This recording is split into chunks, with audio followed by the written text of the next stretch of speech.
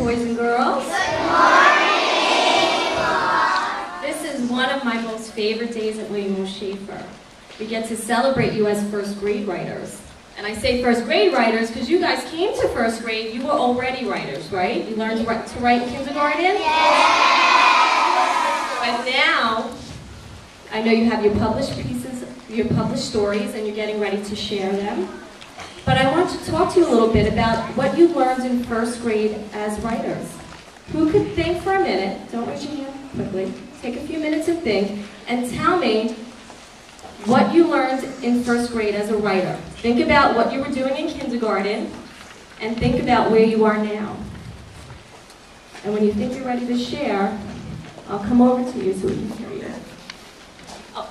Now some friends might say something, and you might say, you know what, I learned that too. Instead of shouting me too, I'll show you a little symbol I learned. I just learned this last week. Sign language, if you want to say me too, does anybody know the symbol? You go like this. You want to practice? That's sign language. So if somebody says an idea, it's something that they learned, and you've learned that also, you can do sign language for me too. You can do this. Or you can do the symbol that your teachers do like this. So we don't have to shout me too, and then we get to hear all of what we learned in first grade as writers, okay? So I know one of my friends over here had an idea. What did you learn as a first grade writer? Tapping out. So what do you mean by tapping out? When do you tap out? Like when a word's tricky, you go like, ah, ah. Oh, I'm looking and I see that many friends have learned that. Excellent. Oh, everyone, right? What else have we learned as first grade writers? I'll go to my friend Joe. You need to be able to read your stories. You have to read your stories, and you have to reread your stories to make sure that they sound the way you want them to, right? And many of us have learned that too. Very good. Let's see, who else? Get your mouth ready. So what does that mean? Is that in writing or reading? What did you learn as a writer? I always get my mouth ready. So maybe when you're reading your story, when you're rereading it, you have to get your mouth ready. It's one of our reading strategies. What else have we learned as writers? You need to put spaces. You need spaces. Is that something you learned as a first grader? Who else? You need to put periods. Why do we need periods in our stories? So the person who's reading it knows to stop. Excellent. Very good. Anyone have any other ideas that are different?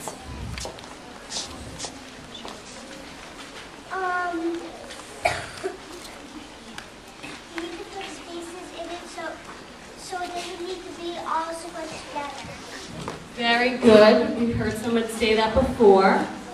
Let's see if we have something different, something that you've learned that hasn't been said yet. Alex. Make your illustrate be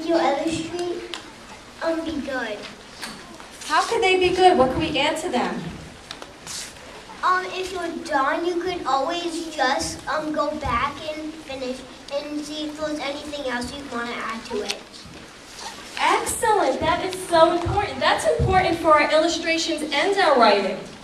We have to add details sometimes so we can give the reader more information and we can make our stories more interesting. So we can add those details in our pictures and we can add those details with adding words.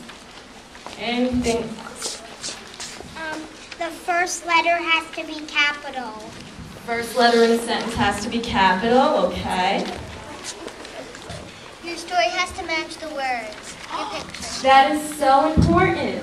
What you're writing about has to match what your illustrations show, right? Very good. Anything that hasn't been said?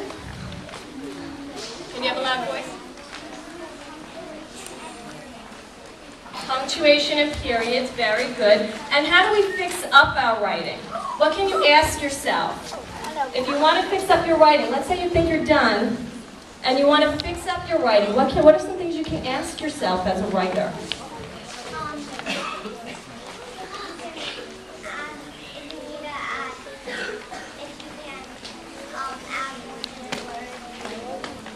Excellent. Can I add more?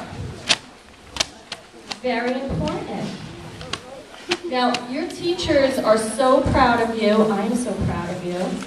And even though you published your first piece of writing, and you're going to get ready to share that, you're not done as writers, right? You're still going to grow as writers.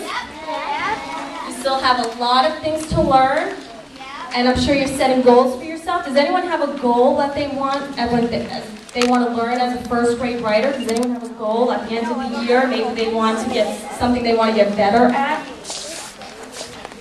I want to get better at drawing pictures. Very good. You want to get better at drawing pictures, maybe adding some more details? And being a good writer. You want to become a better writer? You want to keep learning? Anything else? Stretching out words. Continue stretching out those words that might be difficult to spell. Tyler, you want to scream that? You shout it? Cool. I want to be able to play saxophone. As a writer, what do you want to learn as a writer? Think about it. Better at your illustrations? Talking?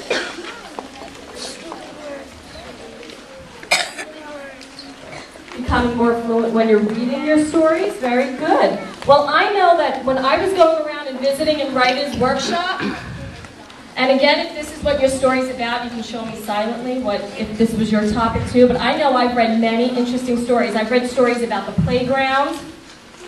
I've read stories about birthday parties. I've read stories about you too. Very good. I've read stories about soccer games. I've seen some other children wrote about that as well. I even read a story about a teacher who one day wore 2 different shoes to class. I won't embarrass her right now. So sometimes our stories are funny, and sometimes our stories are something that happened in our lives. It should be about something that happened to us, right? So. Right, so we write stories about things that have happened to us that we know a lot about, right? So I know you're getting ready to share your writing, and this day is very special because you get to share your writing every day with your first grade friends in your new first grade classrooms. But today you get to visit with your kindergarten friends. The class that you were in last year as kindergartners, you get to join those friends and share your stories with them. So I know today's a very special day, and we're going to get started and get ready in our kindergarten group. So I need you to be really, really good listeners. I'm going to call out a teacher's name, a kindergarten teacher's name, and if you were in that teacher's class last year as a kindergartner, you're going to get up and just join the line, and a teacher will lead you to a classroom where you can share your stories with your friends, okay? So first we need to, before we depart, I just want to say I'm very proud of you again. And we should thank some very special people that taught us how to be first grade writers. Who are those special people? Our teachers. So let's give them, well, you know, we can give them a thank you. Let's give them a round of applause.